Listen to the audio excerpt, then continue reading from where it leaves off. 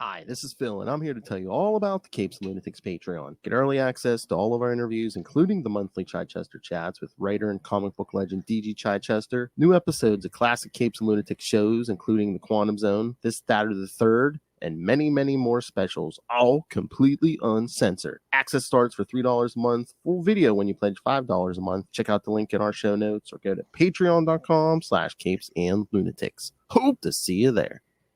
This is Jerry Conway, and you're listening to the Capes and Lunatics podcast. Sorry, kids, I don't have an Alan Moore intro. I wish I did. If anyone can make that happen, please do. But yes, kids, welcome back. Lilith is still on vacation, but this week this week and next week we're getting the Wills picks. And since yes, we've strayed outside the Justice League and Justice Society frame here, yes, I've decided we'll bring back Comic Capers for 2 episodes. So William, do you want to tell the people what you picked for your first week and why you picked this? Oh yeah, by the way, years ago, I'm Phil. He's Will. Yeah, hi, I'm Will. A couple years ago, I think it was a couple years ago, some guy whose favorite character is Batman. Who, Ray? Yeah. Oh, okay. Batman, my favorite character. He had me on his show, and we were talking about Desert Island Comics. And I've kind of had a list in my head, sort of like, oh, I like that story, I like that story. And he said, well, I want your top 3.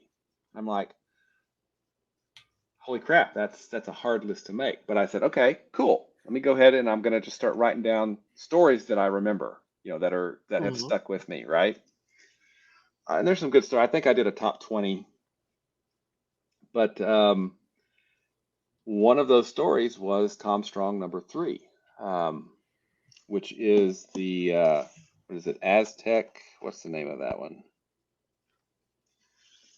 It was something Aztec, but it's like tech, like TUCH or yeah. Aztec Knights. There we go. And it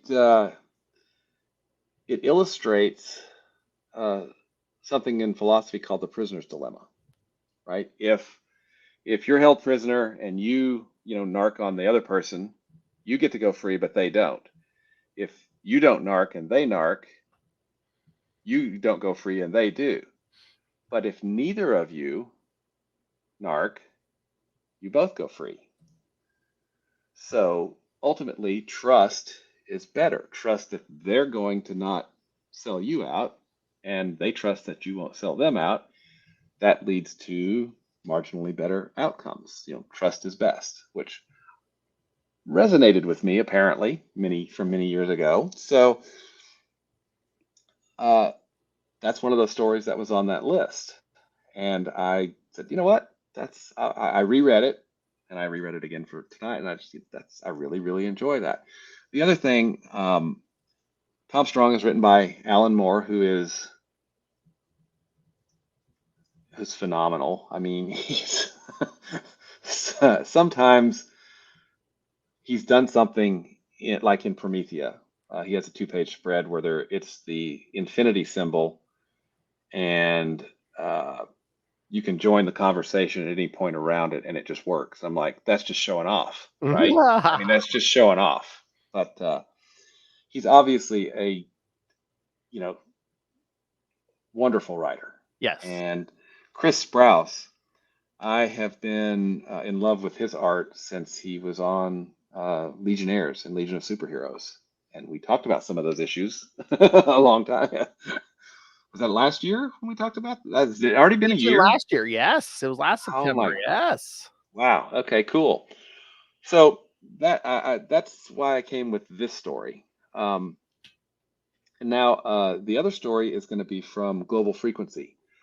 It's by Warren Ellis. It's issue number 12 by Warren Ellis, and Gene Ha does the art. Gene Ha's an amazing artist as well. I think we did an issue of Green Lantern because he did one back before Emerald Twilight when we were, going through some of those early issues on Sector 2814. But the final issue of Global Frequency has the Global Frequency team dealing with, something that could potentially, end life on Earth. And just the way they deal with it, and there's some speeches that there's a speech that one character gives at the end that really resonated with me. And this is a book that I read and reread all 12 issues multiple times for work with my dissertation. So I studied it a lot. And again, this final story really stuck with me on Global Frequency number 12. So that's the one we'll be doing next time. Yes. Yeah. So, but yes, this time we got Tom Strong 1 through 3. So yeah, do we want to jump into this? Let's do it. Yeah, because like I said, this is my first time reading these. So yeah. All right. So yes, start off with Tom Strong number 1. There we go. From June 1999, how Tom Strong got started. So yeah, right to the point. Writer Alan Moore, like you said, penciler Chris Sprouse, inker Al Gordon, colorist Tad Ehrlich, letterer Todd Klein, and editors Scott Dunbar and Eric DeSantis. All right. Hardcover. And it's literally how he got started. It's like, how he was conceived. Exactly. Here's the cover of the non-Alex Ross cover, I think. Oh, that's nice. I like that one too. Yeah, and then there's the Alex Ross cover. Yeah, because I was on the DC app. These are on DC Universe Infinite. Everyone. Oh, okay. So yeah, it had the Alex Ross cover. Yeah, I didn't even see the other one. Nice.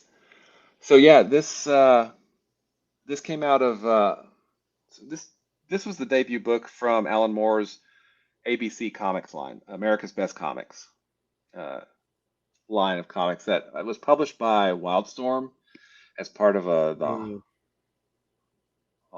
as part of another imprint, I think, and then DC bought them, and DC got all the Wildstorm, yeah. And Moore was never going to work for DC again, but he still did the ABC stuff because he wanted to finish. Anyway, long story, but it kind of led off ABC. Now, ABC consisted of Tom Strong, Tom Strong's Terrific Tales, Top 10, which again, that's by Alan Moore and Gene Ha, which was everybody in Neapolis. I think Neapolis was a city, is a superhero city. Then you have a police precinct that's full of superheroes that are cops. And very well done series. Then he also did, I mentioned Promethea earlier. He did that with J.H. Williams, phenomenal artist on that. And then he did Tomorrow Stories, which had it was an anthology book that had like Jack Be Quick, which was kind of a cool little thing with Kevin Nolan.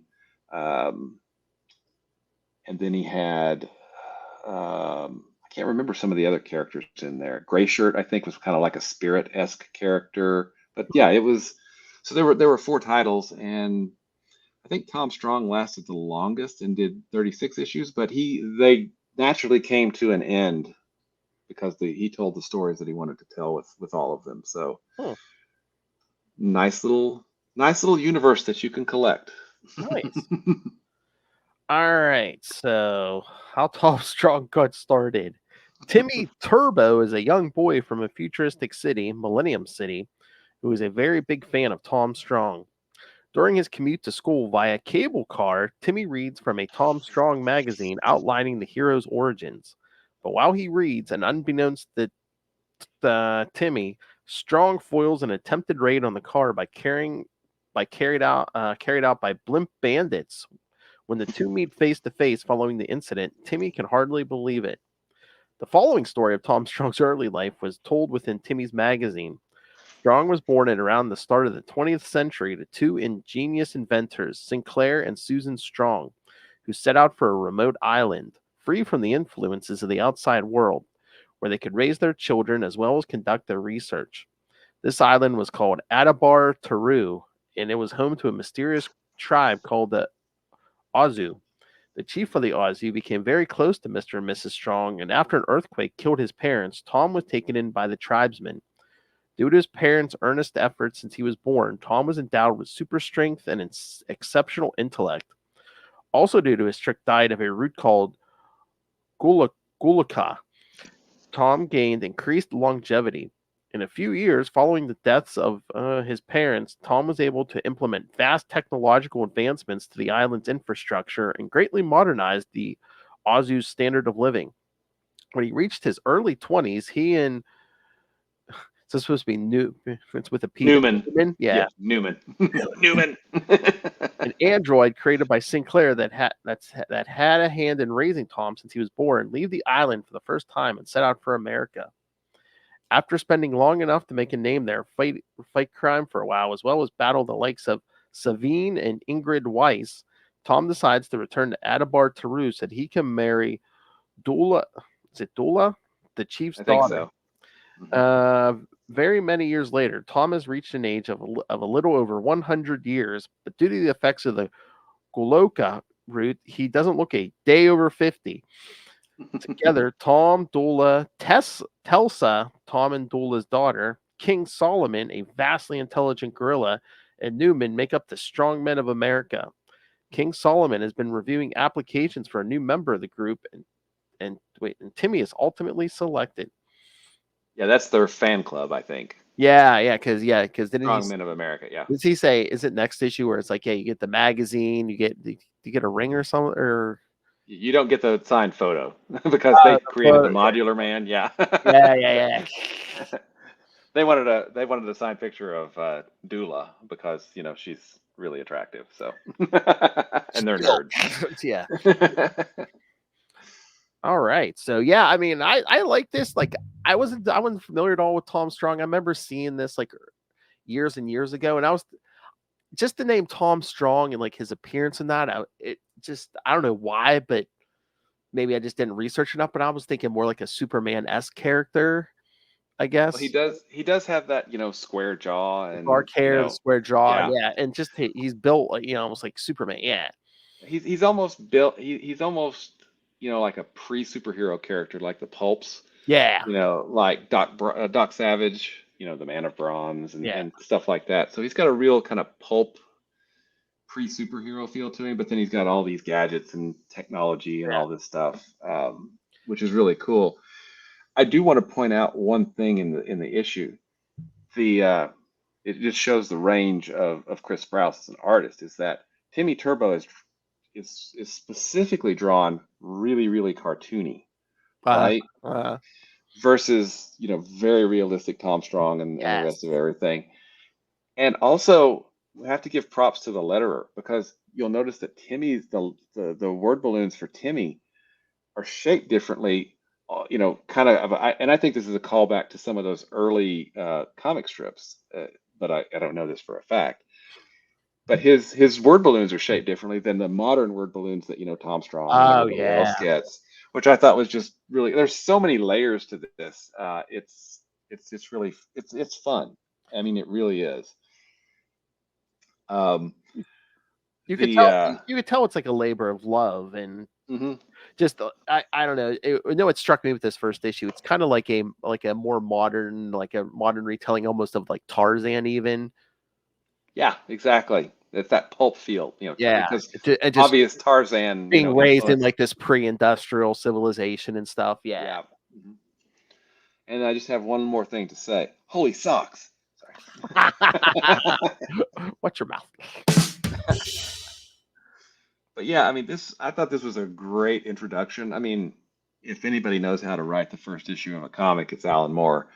And this one just, I mean, we get the storytelling is just so crisp and clear. There's a lot of 7-panel pages. There's that splash page, welcome to the Strong Men of America, which has the whole Tom Strong family there, and with Dula and Tesla and Newman and I forget the ape's name.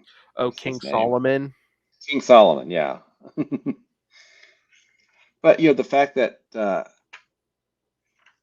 he's been around since 1901 was his birthday, I think, or something like that. Well, yeah, it was like a little over 100. It said it was over 100, but I think he says even in the third issue, isn't he like just over 99 or 99? Something? This was 1999, yeah. Yeah. So And that's not an accident. That's more saying, hey, I'm going to want to play with 50s sci-fi comics. Boom, we can have Tom Strong in a 50s sci-fi comic, right? Or I want a 70s horror, or all of the breadth of comics history, right? He can mess with, because Tom Strong has been alive during all of that, so we can have adventures that mimic a golden age tale, or a grim and gritty tale from the 80s or the 90s, right? That certainly Moore knows a thing or two about. But yeah, I love the art, and I love the story. It's such a fun book, and I remember looking forward to reading it every month, picking it up off the stands as it came out. I mean, I don't know. This book is probably too lighthearted for that, but like, I know when Lilith and I have talked with DG Chichester before, because he wrote some Nick Fury Agents of Shield issues, and I just like, what about a story where it's just like, because again, there have been several different ways, like Infinity Formula and stuff, like we're keeping Nick Fury alive, and it's just like, what about a story where it's just like, what, I just want to die, and they won't let me die. They need me to save the world or do whatever, and they just won't let me die. Yeah. That's pretty dark. Yeah, that's what I was gonna say. It might be a little dark for Tom Strong, but it, channeling Cyborg Superman, right? kind of, yeah. But you're not that like you're not like a serial killer. You're more like Yeah. Mm-hmm. Well, and the other thing about this, I love how he gave this fictional city has its own presence. It looks different than other cities. It has these raised cable cars that go around with blimp bandits, and he has a helicopter that he straps to his back. I mean, it's cool fun, right? Oh yeah. But we figured we would do the first three, but Yes. this gives us kind of the background on what to expect when we get to number 3. But anything else? This is your first time introduced to the world of Tom Strong. What are your thoughts? I mean, I found it very interesting. Like I said, I enjoyed it. It was the only thing I found is like you didn't get like a ton of like current Tom Strong in the first issues. I mean, again, it is an origin issue and stuff, but it's just basically you're getting him like battling off to the side here, is like Timmy's reading the issues like, oh wow, he loves Tom Strong. You all Tom Strong 6 inches right there, yeah. I do. I love the, and I don't know this, but so Grant Morrison at the end of All-Star Superman has Superman in the sun, kind of at the Forge in a very similar. I don't know if this, influenced that, but that's a very kind of primal image. This, I love it. It works so well. Oh yeah. A hammer at the forge, making cool stuff. Yeah, that's always like a. I mean, is that like is that like a not as big comic trope? But it's like, I swear we've got like Tony Stark like making armor or like that same thing. Yeah. Yep. I'm sure we've probably had Thor in that. The maker. Yeah. The maker, right?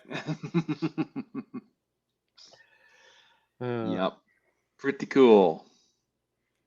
All right.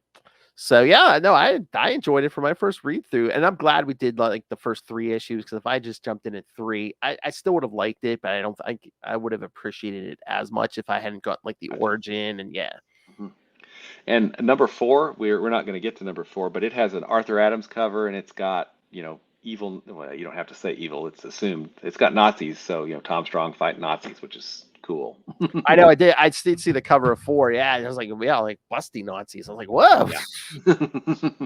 Yep, that's the way Arthur Adams draws them. All right. So should we do the second one? You bet. All right. Which has an awesome cover as well. Yeah. Oh, they all do. I like all these covers. Yeah. Oh wait, hold on. I got it. I'll put that up while I'm doing the credits. Thanks for reminding me. Yes, I do have that. You have the power. That's why you should watch the YouTube, kids. There you go. Look at that. Yeah, that is Love that cover. Yes, Tom Strong #2 from July 1999. Return of the Modular Man. I love, and this cover, it's got People in Science special report on Tom Strong. So it's like a science magazine, right? He's a I know. science hero. Exclusive pictures of these Tom Strong creations: 2-man jump jet, classic motor car, space going hyper saucer, which we'll see. The grapple gun. Grapple gun. Does it still work? You invented it in the 50s. Yeah, exactly. All right. Alan, I think, yeah, it looks like the same team here. So, Tom Strong, Dula Strong, and King Solomon are in the sewer system of Millennium City in 1987. They're hunting down the last of the modules from the Modular Man with the intent of destroying them and eliminating any danger they pose to the city. Flash forward to June 1999. Tesla Strong is flying a jet to the center of Millennium City, where a disturbance has been reported. She arrives to find an entire building covered with silver plating. One window is exposed with 2 boys leaning out it. Tesla calls up to the boys and begins climbing the plating to the window. Tesla arrives in the room and calls Newman to report that they may have some trouble with the Modular Man. Newman picks up Dula and King Solomon and conveys them to the building. They arrive in time to see Tesla climbing down the building with the 2 boys. By the time Tesla reaches the ground, the Modular Man's modules have overtaken the entire building, and he announces that he will be taking over the city. As he does so, his modules begin covering other buildings in the city and spreading. A spaceship appears above the city, and Tom Strong announces that he has returned from Venus sooner than he expected. As you do. Exactly. He then dives off the ship and into the mouth of the Modular Man. The Modular Man tells Tom Strong that he will die, and Tom Strong tells the Modular Man that he will stop him like he always does. The 2 compromise. Tom Strong tells the Modular Man he can have Venus if he leaves Millennium City and Earth alone. The Modular Man agrees, lets Strong go, and departs for Venus using the saucer. Yes. The hyper saucer. Yes. So yeah, I mean, we'll get to the third one. The whole thing with the trust, but here he's like, I can keep stopping you, but what kind of life is that? He's Exactly. like, it's like, here's a compromise. I'll give you your own planet. Just leave this one alone. Yeah, and it's I think something that both you and I find extraordinarily appealing, because that's what one of our favorite characters, Quasar, likes. Before punching somebody in the face with a really big boxing glove. Yeah, he likes to hey, what's going on? Why are we don't have to fight. What's going on? And that's one of the things I really liked. He talked. What do you want? You want to live? Okay, cool. There's a whole nother planet. Take the hyper saucer. Go. And toward the end of the series, the Modular Man actually returns, and I won't spoil in what way, but it's in a way you would hope. Okay, good. And I mean, and again, he's shown compassion for this character, which I think is pretty big, considering like the Modular Man at this point is what? So like this guy like downloaded his consciousness in the bits on the internet, and basically, this time these like 2 science students or whatever just like downloaded a part into one robot, and it just started multiplying. Which is really cool. I mean, it's an interesting idea. Break something down to its component parts, and then write or engineer something so that those component parts are rebuilt until you get a certain critical mass that you have yourself back, right? I mean, it's really kind of a cool idea. Because they were basically just grabbing anything metal and using that to replicate itself. Yeah. Mm-hmm. I do want to point out that if you look at 1987, which is the first page when they're fighting. Oh yeah. The speech bubbles, and I don't know this for a fact. I'm not a complete lettering nerd, but I think it's lettered similarly to works in 1987, because if you look at the lettering in the present day, it does look different. Yes, I'm a nerd. I admit it freely. I mean, well, yeah, you are a nerd, but yeah. I mean, that is nice though too, because it kind of helps like separate the time and like kind of like visually show you, this is a flashback, and Yep. And then we get, there's lots of cool little things in the background. Like there's the Enterprise D behind the two kids, as they, bring the first one online. And I think it's interesting too. Tesla, she got her own kind of one shot, I think, called The Many Worlds of Tesla Strong. It has art by Arthur Adams, Adam Oh, really? Hughes, Chris Sprouse. It has a whole bunch of like super, super awesome artists in it. But she's like 60, I think, or 50, something like that. And yet she's still the young daughter that, they treat Oh, like a yeah. teenager, which I think is kind of funny. Well, again, I mean, too, that is just being a parent. I mean, the thing, I mean, Will, I Yeah. mean, your sons are adults, and Yeah. you still, even though, and they physically tower over you, and I'm sure you still Yes. treat them like they're children. Yes. Sometimes, yes. And I do love the page where we get, I don't even know, 1, 2, 3, 4, 5, 6, like 30 different little vignettes of different robots looking at them. It's like page 1, 2, 3, 4, 5, 6, page 7, I think. I mean, that's just Chris Sprouse is amazing. That's all I have to say. I Oh mean, yeah, the whole thing, like especially like when Modular Man had like puts the face on the side of the building and stuff. And Yep. yeah.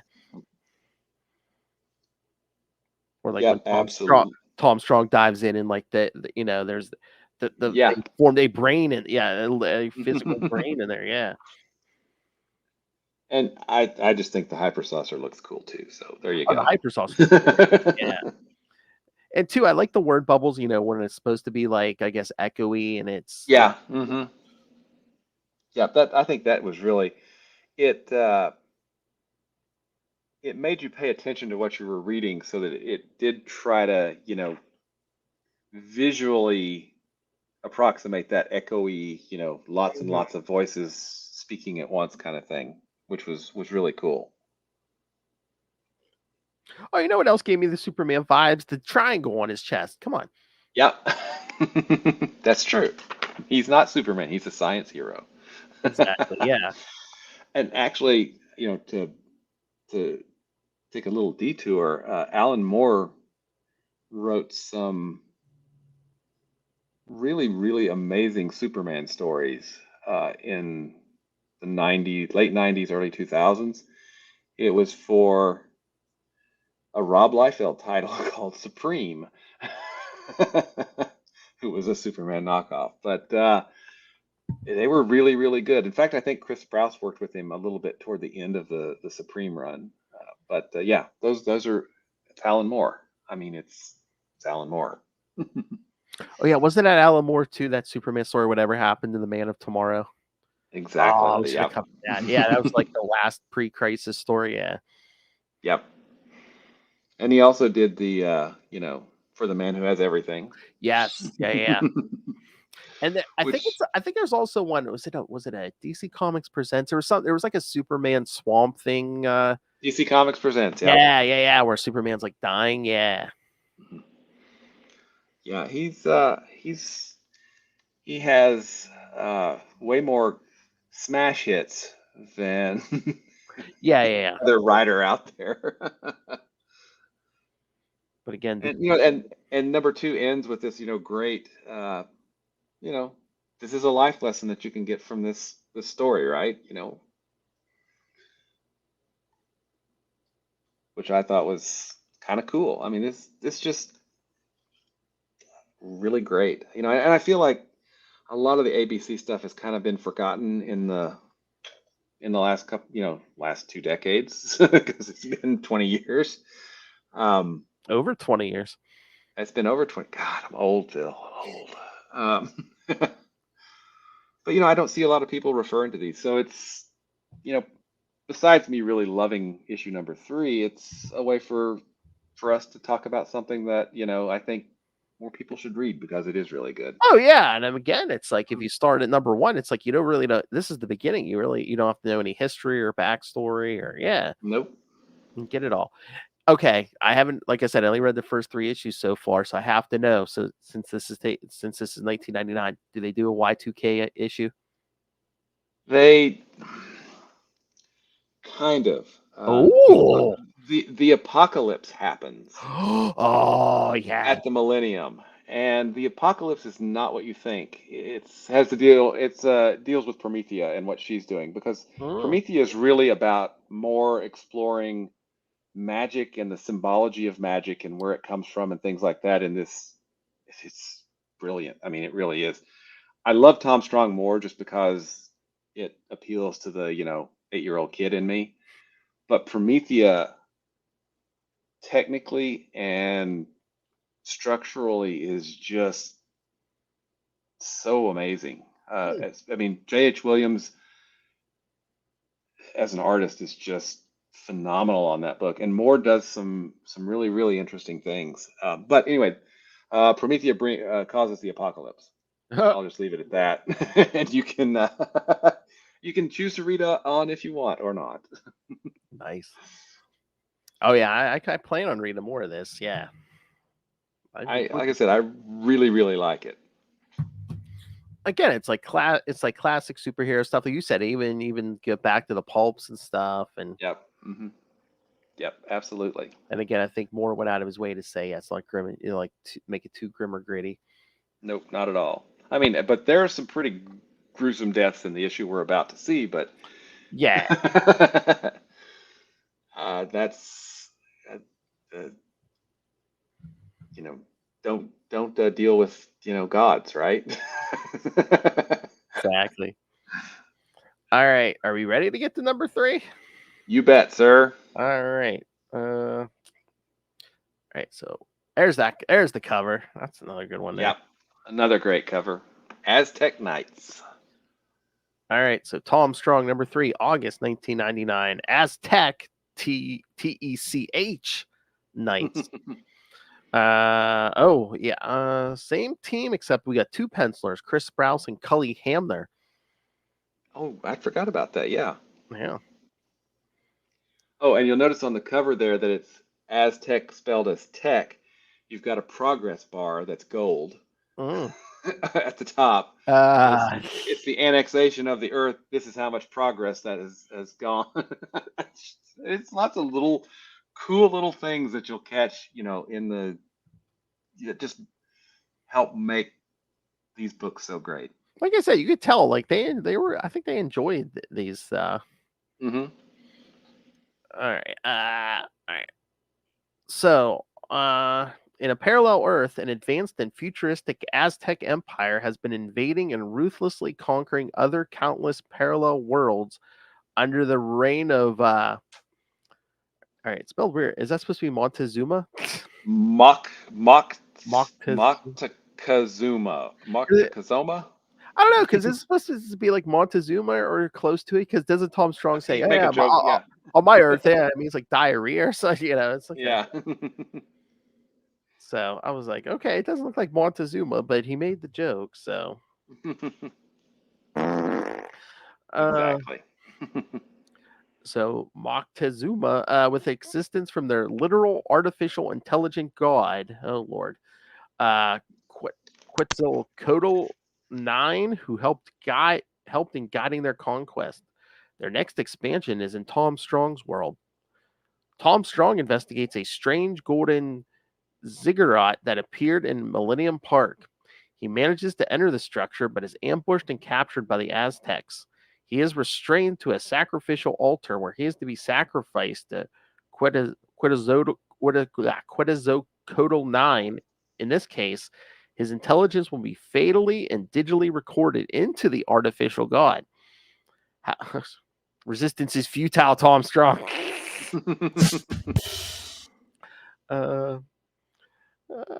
However, Quetzalcoatl 9 unexpectedly frees Tom in exchange for his help in freeing the AI from his handlers.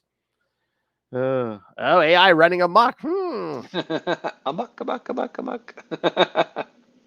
Remember this in the present day, kids. Following the instructions of Quetzalcoatl 9, Tom destroys the programs restraining the AI, who then proceeds to exact his revenge upon the Aztecs. Mm-hmm. With the Aztecs defeated, Quetzalcoatl 9 decides to leave Tom's Earth and return the other worlds to be ruled by their own benign theocracy. Tom had initially believed that Quetzalcoatl 9 would use his newfound freedom to enslave the multiverse, but Quetzalcoatl 9 points out that they both trusted each other based on the prisoner's dilemma, which had achieved better results. Yep. Trust is better. Yes. All right. So yes, Will, I know you have thoughts on this one. I just really, I've read about the prisoner's dilemma, and I thought, okay, it's philosophy. How can you make an exciting, interesting story about? Well, I'd never even considered making an exciting or interesting story about the prisoner's dilemma, and yet here is one right here by Alan Moore, and it's really well done. The Quetzalcoatl, I'm mispronouncing it, I'm sure, 9, is particularly fearsome. And, he says, hey, free me. And, then Tom Strong says, what does he say here? I'm not sure. On my Earth, the serpent is often a symbol of guile and treachery. You might have killed me, then gone on to enslave the multiverse. And he says, true. Similarly, once I'd released you from your bonds, you could have simply fled. But I trusted you, and you trusted me. And he says there is a logic problem known as the prisoner's dilemma. It has two strategies, trust and betrayal. On balance, a trusting strategy achieves slightly better results. There you go. Trust is logical. Again, a good message. It tells a good story, and two, it serves to illustrate that Tom Strong's like an honorable man. Yep, and really intelligent too. Because he's got those molecular thingies that lets him go inside the ziggurat, right? Yeah. And he's smart. And there was one really good line in there from the king, or the whatever he was. He goes, the Amero-European is awake. Moctezuma. Not so with us. When Cortez landed, we were waiting for him with machine guns. Oh yeah. That was funny. Because they lasted long enough, they could, their technology increased, and they were able to, be technologically superior. So yeah, it was, he says, then we discovered parallel worlds. It's there's lots of really cool ideas in here, about AI and, a digital god, which is kind of interesting. But ultimately, it's got that kind of, besides the gruesome deaths of the followers there, it's got some kind of a good, good message. It does. It ends on that good message, trust is best. Oh So, yeah, definitely. this is one of those that just sticks out as one of the stories that just has stuck in my brain. Oh yeah, I totally agree with you there. I mean, I get this again. This was my favorite one out of the three. I see why you like this one. Yep. I mean, and it's even, at the beginning, it's got the lady saying, my husband was out walking my dog. Find my dog. And at the end, she goes, oh, look, it's my dog. Oh, and my husband too. I know that's funny. There's little tidbits here and there of, side characters that have one or two lines, but it reveals so much about them. I mean, Moore is just such a great writer. He's on another level, I think. Oh yeah, I mean, there's a reason why they wanted to use his talents for so long, and Absolutely. But that is one of my favorite single issues. Tom Strong #3, Aztec Knights. Yeah, once again, I'm glad you like recommended these because now I really want to read the rest of Tom Strong because I really enjoyed these. And again, it's like if you don't want anything like, again, I think this was Alan Moore's whole point, but it's like if you don't want to do the whole grim and gritty stuff, you can, Yeah. You don't have to. You can. No. I mean, and it's not that there's not adult things in here because there are definitely going to be some adult things coming up, as the series progresses. But But the people aren't, tone of it, people aren't getting their heads ripped off every 2 yeah, seconds, and or their arms. I'm looking at you, Jeff Johns.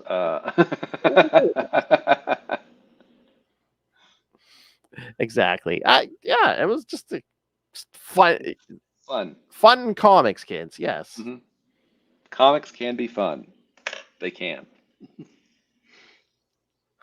But yeah, I think Tom Strong ran 36 total issues. Moore did most of them, but I think there were 4 or 5 issues that he didn't write. I know Jeff Johns, I think, did like a 2-issue fill in. I'd have to look at the rest. It's been a while, but they've been collected in where are those? They've been collected in small hard or regular hardcovers that collect about 4 to 6 issues each. I think there's about 6 of those, and then they've done the oversized, the deluxe edition Tom Strong's. There's 3 of them. Each of these collect 12 issues apiece, so that gets all of them there. I don't think that there's been an absolute Tom Strong, but there has been an absolute Promethea, and I have books 2 and 3. Yeah, I don't have book 1 of that yet. That's on my list to pick up one of these days.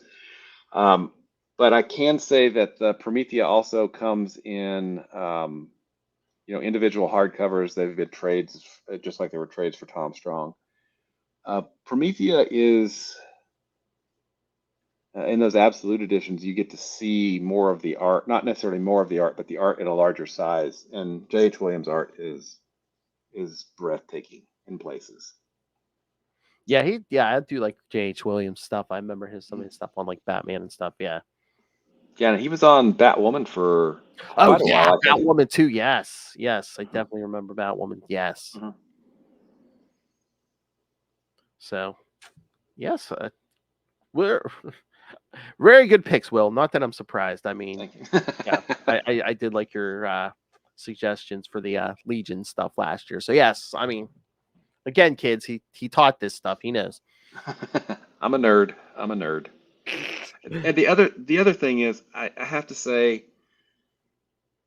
I think Tom Strong's costume is just cool because it's less costumey, more just this is what I wear. He's got the goggles, he's got the big old knife, and then he's got a gun, and then some pouches on a belt. Not too many pouches because that's not overkill, but and he's got the little pack that is a helicopter. I mean, he's got lots of really cool gadgets. He's got some cool toys. Yeah, besides the equipment, I mean, most of it's just basically just a t-shirt and pants.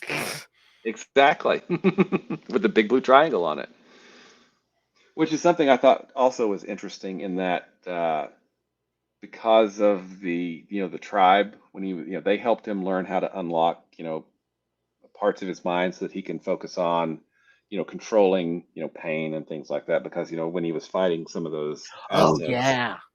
Mhm. What is it? Was it the endorphin? Yeah, release the endorphin so he doesn't feel the pain, so he can keep going and try to get away.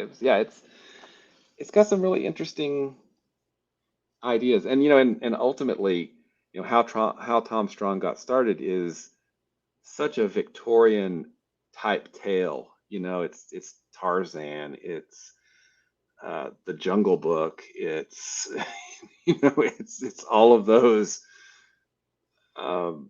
pulp kind of origins for a character. So yeah, I I certainly enjoyed it quite a lot. Like I said, you made a fan out of me. Awesome. Well, I didn't have anything to do with it. It's all Alan Moore and Chris Sprouse. Well, you recommended it. I probably wouldn't have even Yeah. thought to read it if you had not recommended it. There's you might enjoy, and some of them I enjoy, some of them not. I don't enjoy as much. But in Tomorrow Stories, you get these little 8-page vignettes of like Jack Be Quick, who's the smartest boy in the world. Hmm. He puts he puts a speed limit on light that has to, so light has to slow down through his town. It's just really weird. Scram Morrison. It's really weird little fun stories like that. But yeah, you might check it out too. By far, my favorite are probably Tom Strong is my favorite. I think Promethea is the best, but at the time, Top 10 got a lot of attention as well because it had Top 10 season one, Top 10, and it was really structured like a police drama, you know, but everybody was superheroes, and everybody in Neapolis, I think is what it was. The sergeant was a cyborg Doberman Pinscher. Our introductory character, who we are introduced through everything, her name's Toybox, and she has kind of toy gadgets that made her a superhero. And then her partner that she's partnered up with was actually from a fantasy store. It's from a fantasy type land where he had a big sword and he was the hero there. So it's really kind of interesting. And there's a one really good story where I'm sure you've seen it probably done on like a doctor show or a cop show where there's an accident and people are dying. They can't be helped and they're just going to die, but they're kind of stable at the moment. Mm-hmm. Well, they do one of those. It's a teleport accident. There's nothing they can do for them, but they can just be there to comfort them. And it's just it's got all of the ABC comics have a lot of heart. They really do. And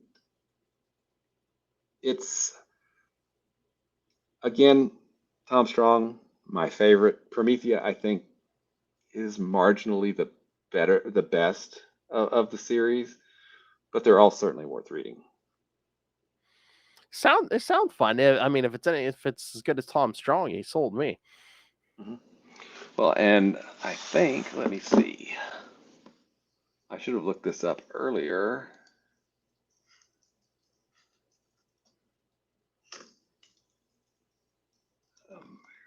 I wish I could type. I would be slightly dangerous if I could type. Americas. It's not a chicken, but he can peck with the best of kids. That's right. All right. Okay, yeah, Wikipedia's got some good things. That doesn't have the actual.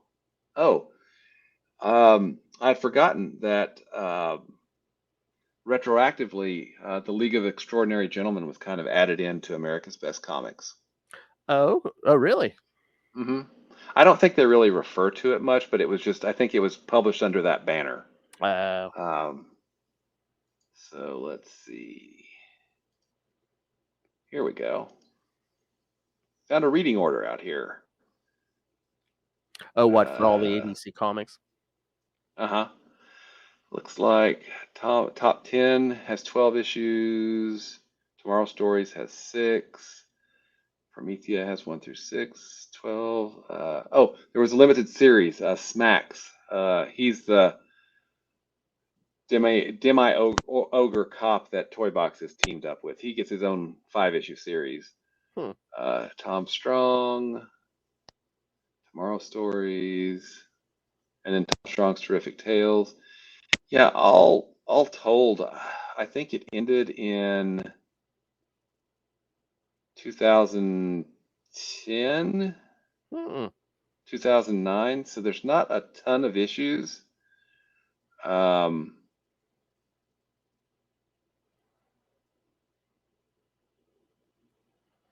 Oh, and I did not know this. There was apparently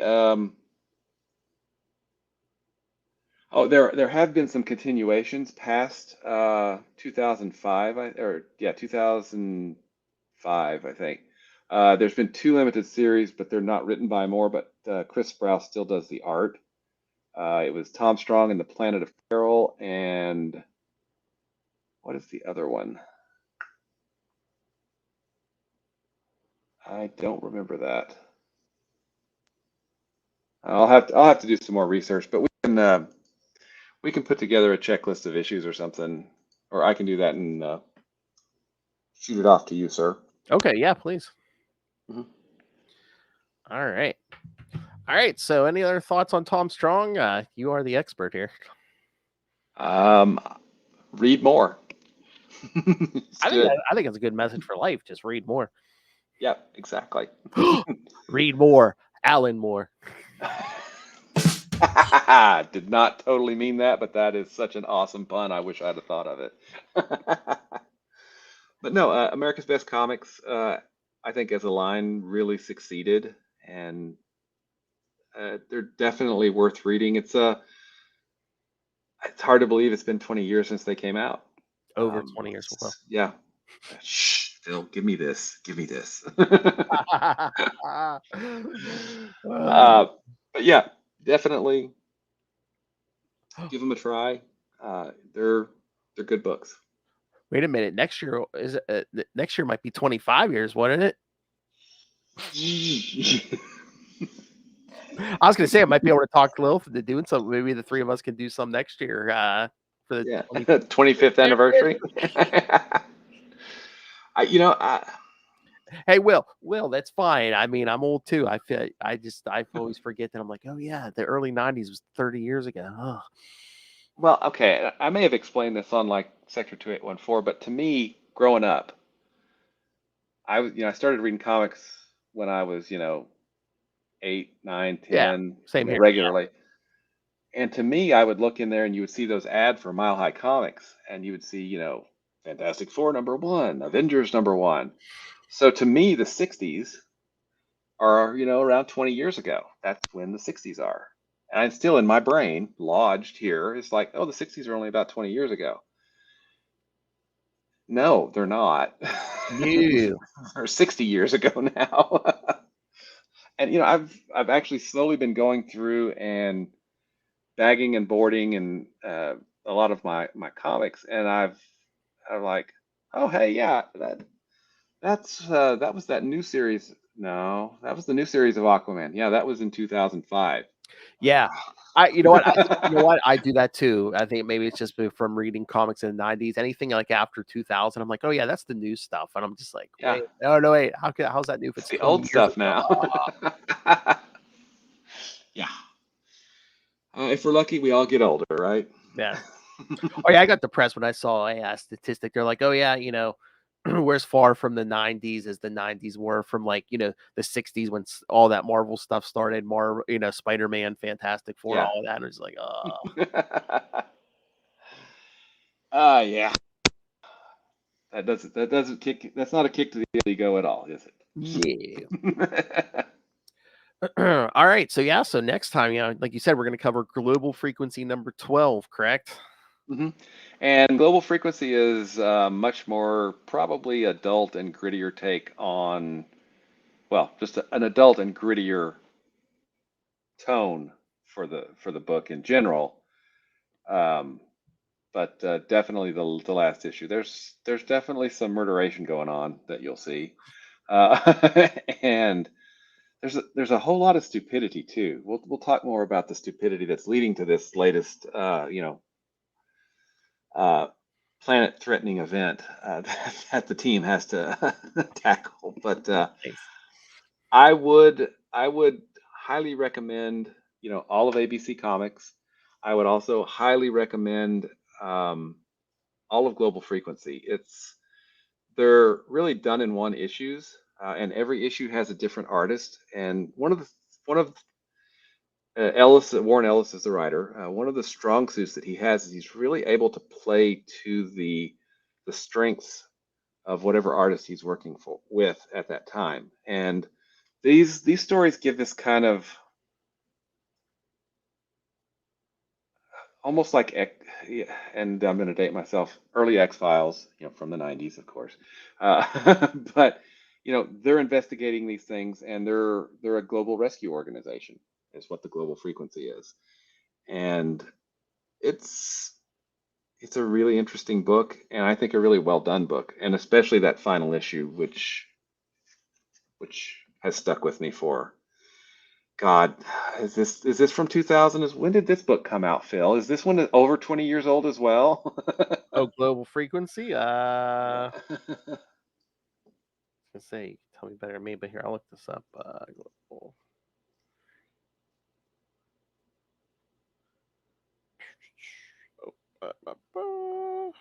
Here we go. Global Frequency number 12, which we'll be covering. 2004. Yeah. Okay. So, There you yeah, go. 19 years. Yes. So apparently I'm choosing comics from 20 years ago. Gosh, I guess I'm an old now, right? All this newfangled stuff. Get off my lawn. Sorry. All right. So yeah. We'll be. Yeah. So next week we'll cover Global Frequency. So yeah, if you want to send your thoughts, we'll discuss your Tom Strong thoughts, or send us the Global Frequency thoughts. Again, both of these series are on DC Universe Infinite, so they're easy enough to track down. Mm-hmm. And we might do some kind of capsule summaries of the first 11 issues, and we can just kind of talk quickly about them, and then we'll dive into number 12 if that sounds all right. Yeah, that's fine. That's fine with me.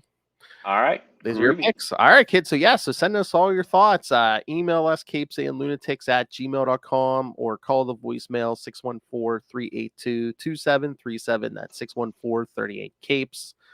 And remember, you can find all things Capes and Lunatics, episodes, social media, merchandise, link to the Patreon. Find it all at tubespace.io/Capes and Lunatics Podcast Network. That's tubespace.io/Capes and Lunatics Podcast Network. All right, Mr. Will Allred, master of the Green Lantern Corps, master of the Quantum Zone, master of making your own comics. So he knows of what he speaks, children. So yes, where can people find you and all of your works? You can find me at Walred. That's at WALLRED. That can be at Gmail or Twitter. I refuse to call it X, or Blue Sky, because that's more Twitter-like nowadays, I guess, and Facebook and other social media that I'm sure I've forgotten that I've set up at this point. If you'd like to check out the comics that I write, you can check out Crossover Division at crossoverdivision.com. The hardcover for that will be going to the printer very shortly, so we'll have that back and fulfill that Kickstarter, and then launch Crossover Division number 5. On our way to the final issue of number 20. It's going to take me a while, folks, but I'll get there. And if you'd like to check out Diary of Night, you can do that at diaryofnight.com. And finally, you obviously have great taste because you're here listening to Phil and I. We mentioned him earlier in the show. If you love Quasar as much as we probably do, then you can find out more about Quasar at the Quantum Zone, quantumzone.org. Seems like I'm getting a package every other day. I am God. Oh yeah, kids, and if you just stumble across this episode, Will and I also do a Green Lantern podcast, Sector 2814, right here on this podcast feed, or if you're watching this on YouTube, this YouTube channel. So we usually do this on the Sector 2814, so I did not think to mention it because this is what we're always doing. Exactly. Yeah. I just figured since we are doing something a little different, I'm like, yeah. So if you just stumble across this, looking for Tom Strong content, yes. If you love Green Lantern, yes, we do a Green Lantern podcast where we go in chronological order. Right now, we're at the Sinestro Corps War. So, yep. And we started with the Showcase 22, but then we jumped up to the Emerald Dawn. We did a couple like 3 introductory episodes. Then we jumped right to the Green Lantern number 1 from 1990. We've been going straight since then. So, yep, absolutely. 134 episodes in, kids. All right. So, thank you for joining us, everyone. Again, next week, Global Frequency. Man, this has flown by. So yeah, next week we'll be back, and then after that, Lilith will be back. That's right. Queen Salty herself will be back. Yes. Whatever will you guys talk about when she gets back? Well, we do Salty and Petty. We basically talk about anything.